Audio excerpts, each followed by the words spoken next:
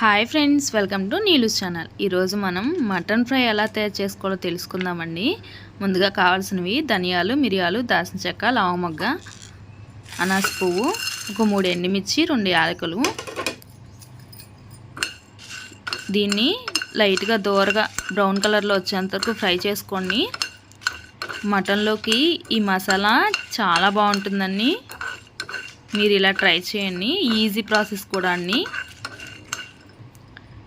ఇలా ఫ్రై అయిన తర్వాత మిక్స్ చేసి పక్కన పెట్టుకోండి. తర్వాత అల్లం వెల్లుల్లి కూడా పేస్ట్ ఇలా పక్కన పెట్టుకోండి.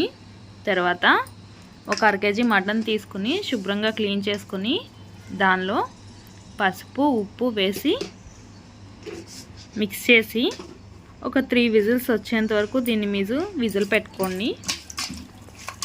ఇలా పెట్టుకోవడం వల్ల తర్వాత మనం ఫ్రై చేస్తాం కదండి, సరిపోతుంది. ఒక 3 విజిల్స్ 4 విజిల్స్ రానిచ్చుకోండి. చూడండి, మటన్ కుక్ అయిపోయింది, స్మూత్గా అయింది. ఇప్పుడు దీన్ని మనం ఫ్రై చేసుకోవాలి. తర్వాత ఇంకా బాండీలో ఒక 3 స్పూన్స్ ఆయిల్ వేసుకున్నాను నేను. తర్వాత ఒక 4 ఆనియన్స్ కట్ చేసా, చిన్న చిన్నవి 4 అండి. పెద్ద అయితే మీరు ఒక 2 కట్ చేసుకోండి.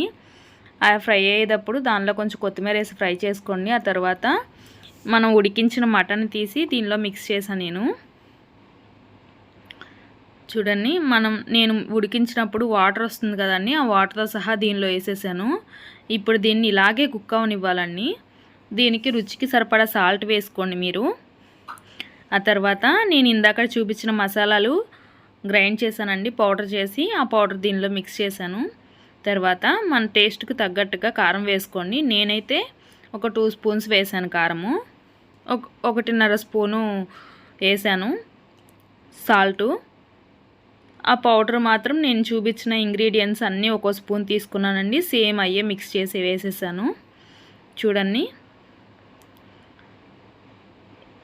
ఆల్రెడీ మనం ఉడికించాం కాబట్టి దీనిలో ఉన్న వాటర్ తోటే మనం ఫ్రై చేసుకుంటూ ఉండాలండి. చూడండి, దగ్గరగా అయిపోయింది.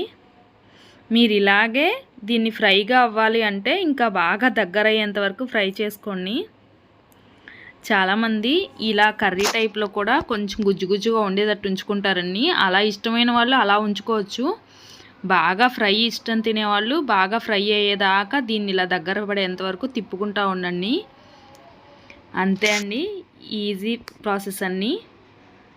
నా ఛానల్ని లైక్ చేయండి, షేర్ చేయండి, సబ్స్క్రైబ్ చేయండి.